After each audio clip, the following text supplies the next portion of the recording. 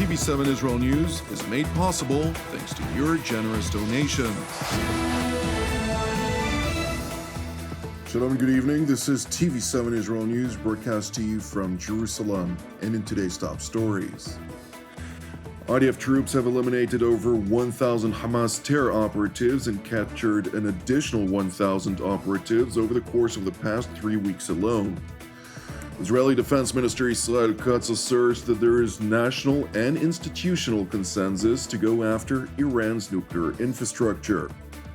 Israeli Foreign Minister Gideon Saar acknowledges progress in talks for a diplomatic resolution to the Lebanese front. Israel is deepening its tactical objectives on all battlefronts. Deep behind enemy lines within the heavily battered Gazan town of Jabalia, IDF Chief of General Staff Lieutenant General Herzi Halevi told the Southern Command Commanding Officer Major General Yaron Finkelman, along with field commanders of the 162nd Division, that their actions have sent Hamas a clear message. We are sending Hamas a very clear message. The IDF does not tire. The more we fight, the stronger we become, gaining more experience, capabilities, professionalism, values, and determination. We are progressing with great intensity. The fact that you are concluding 3 weeks here with approximately 1,000 terrorists killed and roughly another 1,000 terrorists captured is a very significant achievement that deals Hamas a severe blow. Subsequently, General Halevi and his general staff welcomed at the IDF headquarters in Tel Aviv the newly appointed Defense Minister Yisrael Katz, who seized the opportunity to highlight Israel's priority of confronting Iran and its proxies, with chief focus on the Islamic Republic's nuclear program. The priority, as regarded by this government and may have been the priority of previous governments, is the Iranian issue. To thwart Iran a nuclear weapon. We are now positioned, because of what happened, to include the quality of our operations, the very strong strikes that Hezbollah sustained, because of what happened versus Iran in relation to the balance of power. Today, Iran is more exposed than ever before, both practically and perception-wise.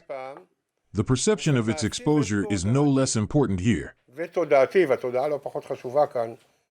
Jerusalem's top defense official went on to relay to the IDF's general staff that there is national and institutional consensus to go after Iran's nuclear infrastructure as the Ayatollah regime inches closer to the proliferation of nuclear weapons. Today, there is broad national and institutional consensus that we must thwart Iran's nuclear program. There is also an understanding that this is operationally viable, with the necessary adjustments and the necessary collaborations, not only from a security perspective, but also from a diplomatic aspect. We can today achieve this goal, which is the most important: to thwart and remove the threat of annihilation that hovers over the state of Israel.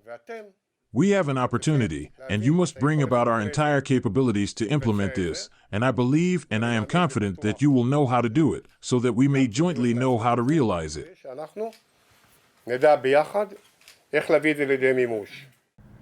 Defense Minister Katz further reiterated his remarks about victory over Hezbollah amid a significant uptick in cross-border rocket fire by the Iranian proxy from Lebanon toward Israel's northern communities. The impressive and powerful operations that were implemented against Hezbollah, I called it victory. So, some say they are firing. Yes, they are firing. They have capabilities. Nevertheless, there is victory and a picture of victory. Therefore, we must capitalize on it and the operational successes to include the offensive operation so that we will reap the fruits of victory. Minister Katz went on to stress that Hezbollah will not receive any respite as Israel forces the Iranian proxy to its knees. There won't be any ceasefire, nor will be there any temporary cessation of hostilities from Hezbollah's attacks. However, if an opportunity arises in which a proposal is brought forward that will enable the implementation of our terms for victory, which essentially means Hezbollah surrender, in the event it receives all of our terms and conditions that we will know how to coordinate with the United States and they will know how to realize it, then we will of course consider it seriously. Such a result, in which Iran is deterred, in which Hezbollah is defeated, in which we have achieved objectives that seemed unrealistic up until the campaign had begun and even in the middle of the campaign, that will realize the conditions for a return of our northern citizens in a security environment while degrading the capabilities of Hezbollah.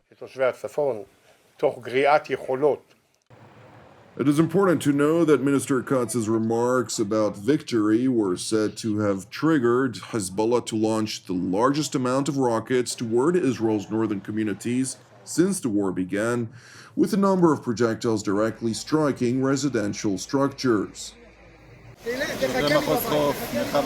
Police at the beach sector of the Asher precinct arrived first to all of the impact sites of the incoming rocket salvos. Under the command of Deputy Commissioner Yehiel Boadena, arrived to the points of impact from the last salvo, which was truthfully extraordinary in scope. This salvo resulted in 3 direct impacts in residential homes. We are standing next to one of them. In this scene, we have 1 casualty in moderate condition. In the other scenes, we have 2 additional casualties in light condition, and there were also 10 individuals who suffered from shock. Moreover, we have 2 additional apartment buildings in Kiryat Atta that were struck as a result of the incoming rockets. We have another scene in Kiryat Bialik where a rocket penetrated a rooftop and entered into a residential home with a woman who suffers from shock. We also have another scene in Kiryat Motzkin with damage to property without any casualties. Meanwhile, in Jerusalem, Israeli Foreign Minister Gideon Saar told reporters that he believes some progress has been made towards a diplomatic resolution to the Lebanese front. I think there is certain progress working on the issue. We are working with the Americans on the issue. There is progress, and we will be ready to be there if we will know, first of all, that Hezbollah is not on our border, is northern to the Litani River, and that Hezbollah will not be able to arm again with new weapon systems and so on. That will come from Syria, from the sea, from the airport, anyway. According to Minister Saar, who is also a member of Israel's Security Cabinet, the greatest challenge to ongoing efforts to translate achievements in the battlefield into a diplomatic resolution relates to Israeli demands of enforcement to ensure that Hezbollah does not revive its capabilities following the culmination of the war. The main challenge eventually will be to enforce what will be agreed. 1, on the issue of getting them not near the border, northern to the Litani River, and secondly, not let them build again their forces they use in order to attack us. And that will be the challenge. But there is work on the issue, there is certain progress. Despite making progress on a diplomatic solution, Foreign Minister Gideon Saar explicitly stressed that the war versus Hezbollah is not over yet. First of all, about the first thing, I think the war with Hezbollah is not over yet. Our objectives to our war with Hezbollah are not the same to our objectives with regard to Hamas and Gaza Strip. There are differences. What I can tell is, and I think that Minister Katz related to that capabilities of Hezbollah were significantly reduced. Meanwhile, in Lebanon, Hezbollah's head of propaganda acknowledged that the Biden administration was discussing matters related to a diplomatic resolution with Russia and the Islamic Republic of Iran. Nevertheless, according to him, Hezbollah is apparently kept out of the loop. The arrival of U.S. President Trump to the presidency, and in a period of 2 months before he assumes his presidency legally and officially, there is a great movement between Washington, Moscow, Tehran, and a number of capitals. There is a lot of talk in the media, a lot of political ideas and initiatives. We hear a lot of talk, but so far, according to my information, nothing official has reached Lebanon or us in this regard. While Iran evidently spearheads negotiations on Hezbollah's behalf via separate international channels, the Iranian proxy, as well as its local Shiite ally, Amal, are bearing dozens of terror operatives on a daily basis, with many others evidently unaccounted for. We are losing our dearest ones, but we believe that they are joining Allah, that they are going to a better place. We don't like anyone to depart us. We pray peace comes to our country. We pray for the war to end, but it coincides that at our border with occupied Palestine there is an entity occupying a land that is not his and occupying a Palestinian land. That's why we got used to his aggressions, and we got used to resisting.